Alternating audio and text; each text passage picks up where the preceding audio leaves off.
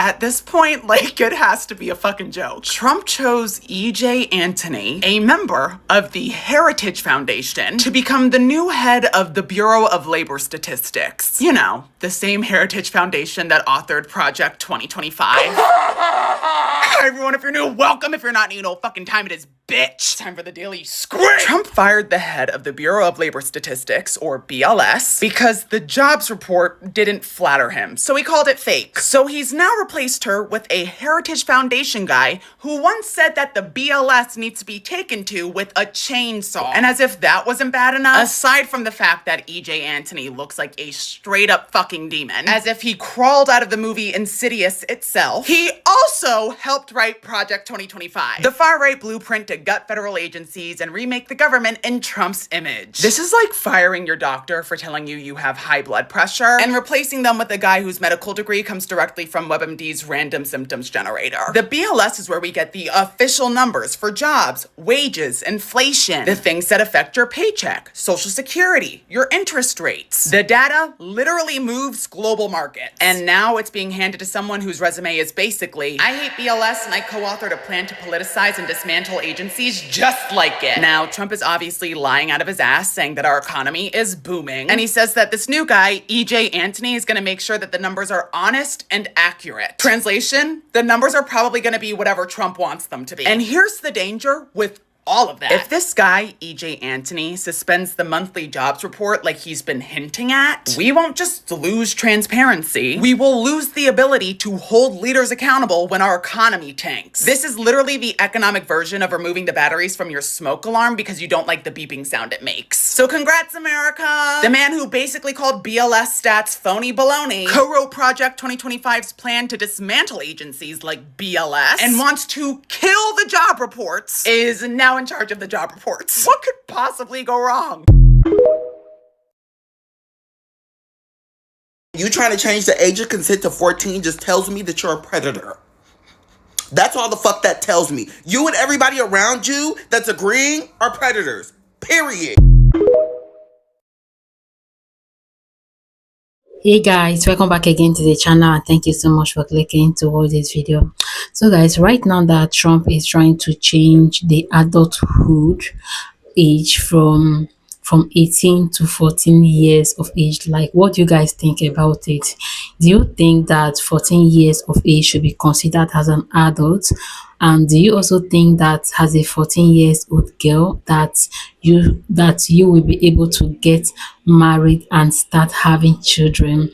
Yeah, because the moment you are more than 18 years, the moment you are an adulthood, like, you are free to choose whether you want to marry at that age or not. So do you think that as a 14 years old girl that you can literally go into marriage? Like, what do you guys think? What do you guys think? Because to me, I really do think that this kids are still little, these kids are still tender, and they still have a lot of things to learn in their parents' house. And in fact, they need to concentrate in their school. They need to go to school, they need to learn more, they need to be more focused. Yeah, because life itself is a very, very serious business. And if some of these underage children hear that 14 that has an 14 years age, that you are not an adult, like, most of them may not even listen to their parents anymore, because the moment their parents try to control them, they are going to tell their parents that, oh, I am now an adult, I am now an adult. So what do you guys think? What do you guys think? I'm going to be under the comment section waiting for you guys. For anyone outside America looking in, wondering, like, why is there such a limp response to literally everything going on, to the president using the military to take over the nation's capital? I could say a lot about, like, our geography and our lack of public infrastructure, because there are plenty of countries that do a great job protesting because they're consolidated geographically and you have robust public transportation systems, so it's easy to get to big places and protest en masse, and it's not easy to do that in America.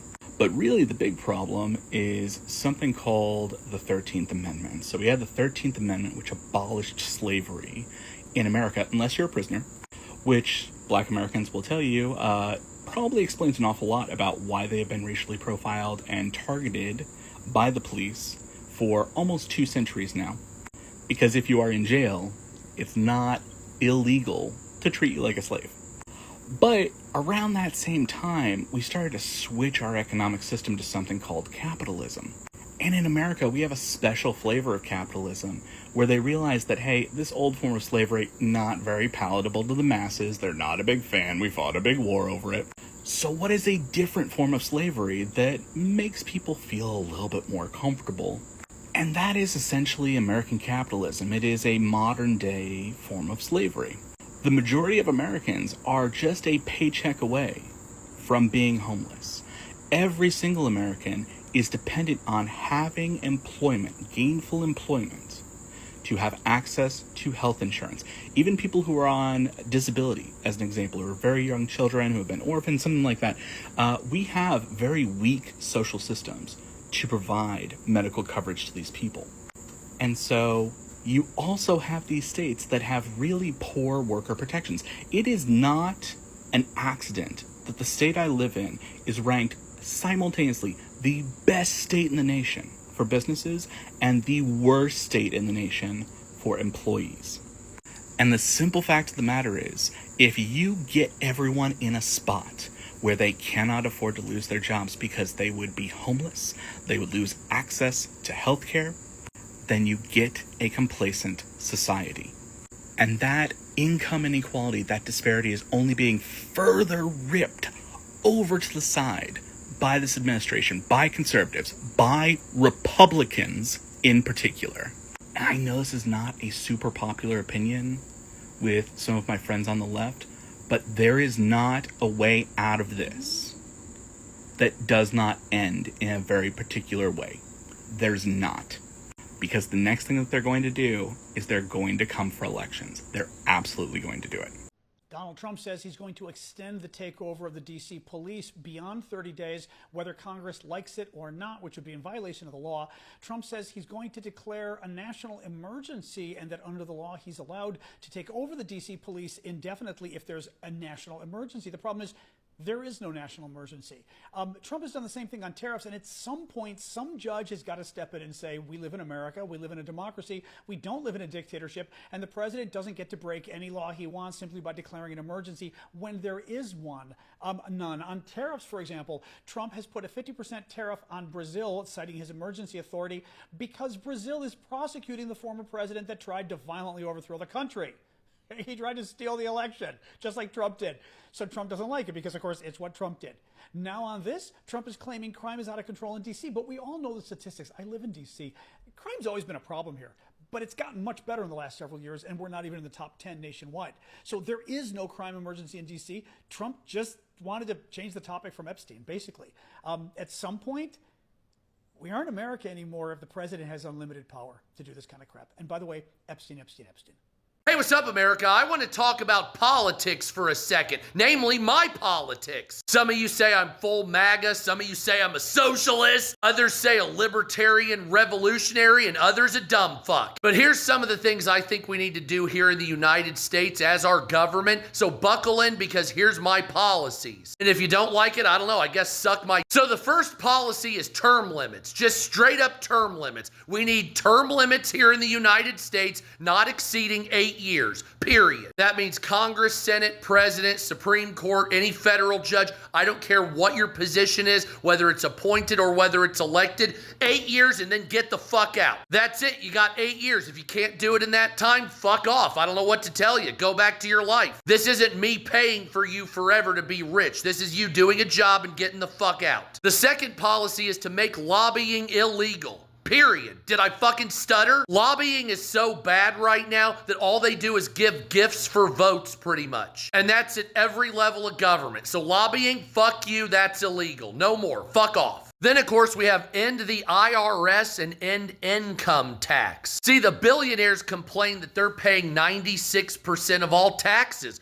Well, looks like you can pay all of them. How's that sound? Anybody making under $150,000 a year in America should pay $0 in taxes. Absolutely. No income tax, fuck you. Also, ending property taxes. That's a necessity. You can never fully own your home all the way if you don't own the property under the home. So I think we need a federal law that says all forms of property taxes are illegal. No tax on food. If you ever look up a map of this, it's a fucking nightmare. Why are you paying taxes on a necessity like food? No taxes on food. How hard is that? Health insurance companies would have to accept at least 92% of care that they must give. 92% of people must be accepted. Well, why 92%? Because the other 8% generally is considered not necessary, and so we'll give the insurance companies that. But brain surgery, cancer surgery, heart surgery, medicine, you're gonna be covering that. Otherwise, you won't operate. This is not a fucking choice for you. End monopolies nationwide. That means going after BlackRock and Vanguard and State Street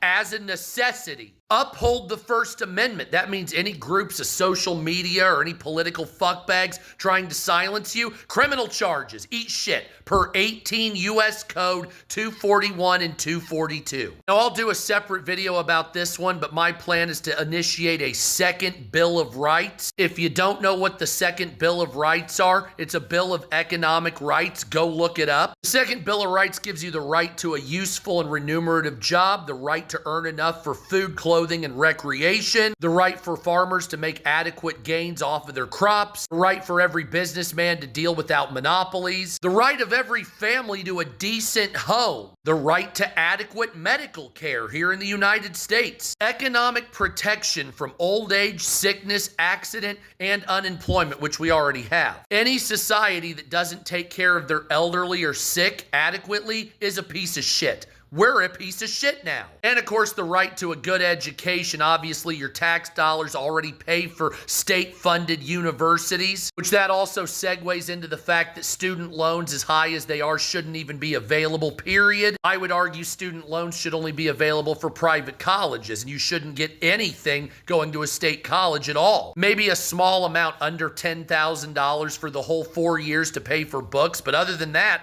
fucking no. Then, of course, the Invest in America Act, where wealthy companies would have to put 60% of their factories, manufacturing, and workforce here in America. Otherwise, they must register as a foreign entity. So no more Apple making 90% of their workforce in China, then selling the products here. Nope, you either get to be a Chinese company and do that, or you can operate here, but you're hiring American, and you're making it here. You can source your products over there, but you're putting them together here, or you can't operate. We need a Department of Standards and Practices here in the United States. The standards part to investigate for planned obsolescence so we can make that illegal, and also the practices to investigate scammers and scam businesses. I would argue for a 4-day work week. You can't legally enforce that, but I think companies should be incentivized for a 4-day work week. People in America are working too hard and they're whittling their lives away to nothing. Same with the retirement age. What the fuck? End private prisons in America. That goes without saying. We have the highest prison population. You can't have a free society with prisons for profit. Duh.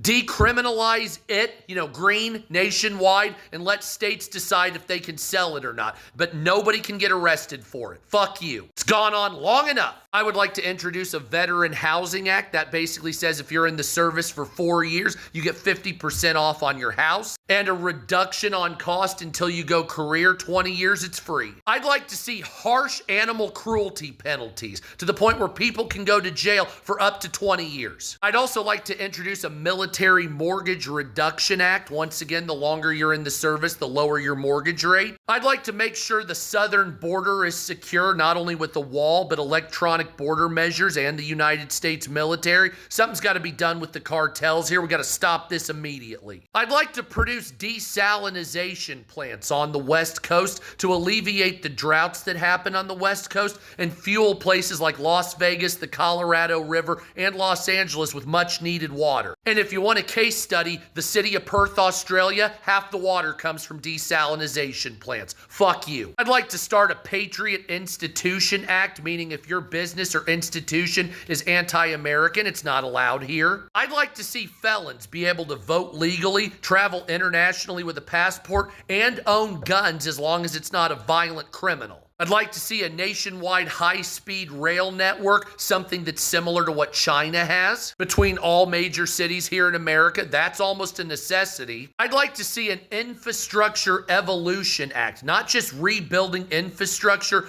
but evolving our infrastructure to a future that people will like. Things like using luminescent particles in the concrete so it glows at night so you can actually see. Things like using Roman concrete so the roads don't get destroyed as easy. Evolving and futurizing our airports and our fucking water systems and electric systems and internet. Credit card interest caps at 10% at the maximum. We're going to have a national usury law. I would like to see the United States redistrict all of its districts in the House without illegal alien influence, meaning we don't count illegal aliens when we're districting. I'd like to see government trading illegal. That means if you're a politician of any kind, it is illegal for you to make stock, bond, or any type of financial trading, period. That will eliminate corruption. You just can't do it, period, or you're a criminal. Retirement age lowered to 60. I think that's helpful, necessary, and needs to happen now. I'd also like to see the heads of companies prosecuted that hired illegal aliens. At the same time, I'd like to see a path for the children of illegal aliens for permanent residency.